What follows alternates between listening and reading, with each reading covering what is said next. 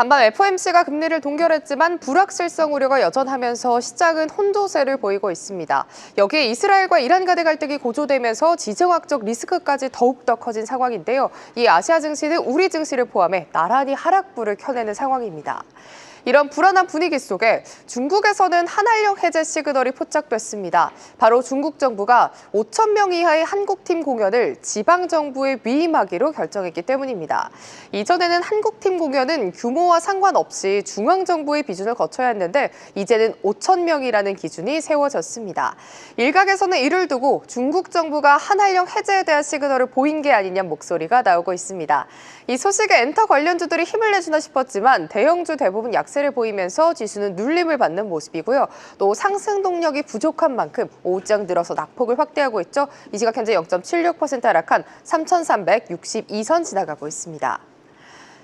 중국의 본토보다 낙폭이 더 큰 항생지수입니다. 3거래 연속 하락세를 보이면서 장중 23,300포인트를 하회하기도 했는데요. 오늘 홍콩 증시의 핵심은 바로 홍콩의 금리입니다. 홍콩의 금리가 통화를 미국의 달러에 연동시키는 패그제에도 불구하고 급격하게 하락세를 보이고 있습니다. 이에 미국과의 금리가 사상 최대 수준까지 벌어졌는데요. 이는 투자자들이 달러에 대한 신뢰 하락세를 보이면서 캐리 트레이드를 피하고 홍콩 시장의 유동성이 넘쳐나고 있는 것이 주 원인으로 분석되고 있습니다. 홍콩 당국은 이번에 금리 하락을 환영하는 분위기죠. 보통은 채권을 발행해서 시장의 자금을 흡수하곤 했는데 의도적으로 유동성을 방치하고 있습니다. 바로 이번 금리 급락을 통해서 부동산 시장 활약을 기대하고 있다는 분석이 나오고 있습니다. 지수 함께 체크해보시죠. 지수는 이런 이슈와 다르게 3거래일 연속 하락하고 있고요. 계속해서 낙폭을 키우더니 이 시각 현재 장중 저점에서 움직이는 모습 확인되고 있습니다.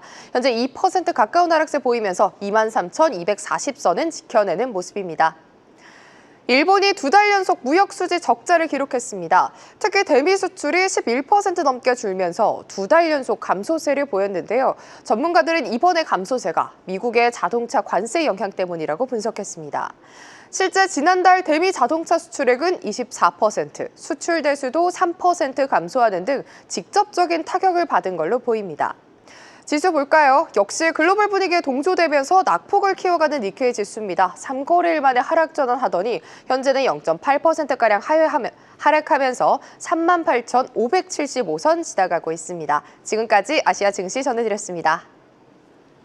네, 미래에셋 자산운용 인도법인 권태환 이사 전화로 연결돼 있습니다. 이사님 안녕하십니까?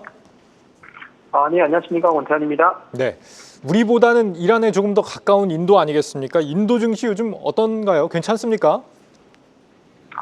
네, 현재 이란과 이스라엘 간의 전쟁 이슈 때문에 아무래도 인도가 지정학적으로 좀 더 가까운 부분이 있기 때문에 영향이 없을 수는 없는 것 같습니다.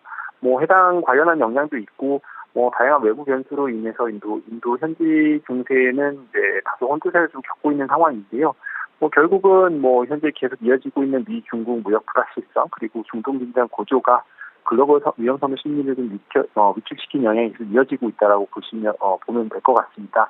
지난 월요일 같은 경우에 중동 상황이 좀 일부 안정되는 모습 좀 보이면서 지수가 급반등하기도 했었는데, 어제 수요일엔 다시 중동의 긴장 확대가 우려가 확대되고 있고, 그리고 미국의 연준금리 금리 발표 대기 등으로 최근에 오늘도 마찬가지로 주가 증시는 조금 하락세를 보이면서 약간 보합세 모습을 좀 보여주고 있는 상황입니다. 전반적으로 불확실성 속에서 좀 제한되는 움직임을 보여주고 있다라고 말씀드릴 수가 있을 것 같고요. 주된 시장 영향으로는 지속되고 있는 이스라엘 이란 간의 전쟁 이슈 그리고 불확실성 이슈들이 투자자들이 위험 자산에 대한 보수적으로 좀 접근하는 추세이기도 하고요. 특히 외국인 투자자 같은 경우에는 지난주 같은 경우에 3억 9,100만 달러 정도 순매수를 하는 모습을 보였습니다. 상대적으로 위험 회피 국면에서 인도 증시로 일부 자금이 유입된 부분들이 좀 눈여겨볼 필요가 있을 것 같은데요. 이러한 배경들은 5월 인플레이션율이 지난달 대비해서 좀 예상보다 좀 낮게 나왔고, 중기적으로 금리 여력 확대 가능성을 좀 열어두고 있긴 하지만, 한동안 글로벌 리스크 안정 여부, 특히 중동 긴장 완화 여부에 좀 크게 달려 있을 것으로 예상이 되고 있습니다. 네, 인도가 지금 세계에서 세 번째로 원유를 많이 수입하는 나라라던데, 그렇다면 이번 중동 사태 영향에서도 자유로울 수가 없겠는데요? 네, 맞습니다. 현재 이란, 이스라엘 간의 이제 전쟁이 격화되고 있으면서 유가가 급등하고 있는 상황에 인도도 당연히 자료할 수 없고요. 인도 원유는 대략 한 85% 이상이 중동에서 수입을 하고 있는데, 이 중 상당량이 호르무즈 해협을 통과를 하는 상황입니다. 유가 상승으로 인해서 유로피와 통화 가치도 US 달러 기준 86루피 선으로 약세를 보이기도 했었는데요. 다만 인도 내 정유사들이 유류세를 동결하는 전략으로 소비자용 휘발유 그리고 기재 가격들은 지금 현재 당장은 좀 안정된 상태이긴 합니다. 하지만 중장기적으로 리스크로 유가가 지속해서 고공행진한다거나 호르무즈 해협 폐쇄 논의가 실제로 이어진다라고 하면 물가 그리고 통화 재정 리스크 확대 가능성이 여전히 존재하고 있습니다. 현재 지금 이어지고 있는 이란, 이스라엘 간의 이제 전쟁 이슈가 이제 언제까지 어디까지 이어질지는 알 수는 없지만 인도 중앙은행 같은 경우에는 환율 급등 억제 그리고 중립적 금리 기조를 유지를 하고 있는 상황이고 인플레이션 조짐이 나타난다라고 했을 때는 금리 인상에 대한 논의도 당연히 생길 수도 있을 것 같지만 일단 현재 상황이 어떻게 좀 정리가 될지는 좀 더 지켜볼 필요가 있을 것 같습니다. 예. 인도의 그리고 실업률이요. 지금 5월 들어서 크게 상승하고 있다라고 하던데요. 이 경기가 어려워지고 있다고 봐야 될까요? 지금 4월 5.1%에서 5월 수치가 5.6%로 상승한 걸로 이제 발표가 났는데, 주된 원인은 계절적 요인과 구조적 문제 두 가지로 나눠져 있는데, 특히 이제 계절적 문제라고 하면 라비라고 불리우는 인도 겨울철 수확기 농업 성수기 종료와 제조업 고용 창출의 둔화로 분석이 된다고 보여질 수 있을 것 같습니다.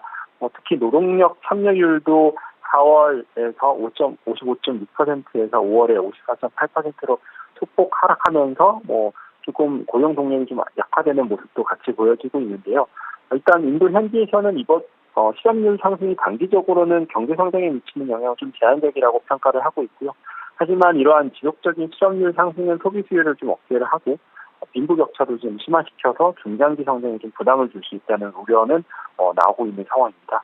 특히 기술 격차 그리고 비공식적 부분의 높은 비중은 양질의 일자리 창출을 좀 어렵게 만들고 있는데 인도 정부는 좀 이를 적극적으로 해결하기 위해서 이제 다양한 정책을 통해서 고용 창출 기술 훈련을 강화하고 있습니다. 현지에서는 단기적으로는 유가 상승 그리고 글로벌 무역 긴장 같은 외부 요인이 더 큰 리스크라고 보고 있는데 실업률을 지속적인 정책 대응으로 좀 관리가 가능한 부분이라고 전망을 하고 있기 때문에 결론적으로 5.6%로 상승했던 실업률은 지금 당장의 즉각적 위협은 아니라고 보여지고 있는데 장기적으로 고용의 질과 양을 계산하지 않으면 성장 둔화 요인이 될 수 있는 그런 리스크 요인이라고 봐주시면 좋을 것 같습니다. 예, 이사님 오늘 말씀 여기까지 듣겠습니다. 말씀 잘 들었습니다. 네, 감사합니다. 네, 미래에셋 자산운용 인도법인 권태환 이사였습니다. 아시아 증시의 주요 뉴스입니다. 인도 방산기업들은 2026 회계연도 기준 15에서 17%의 매출 증가를 기록할 걸로 전망됩니다. 이런 성장 배경으로는 지난해 높은 수주 성과율과 정부 부양책이 꼽히고 있습니다.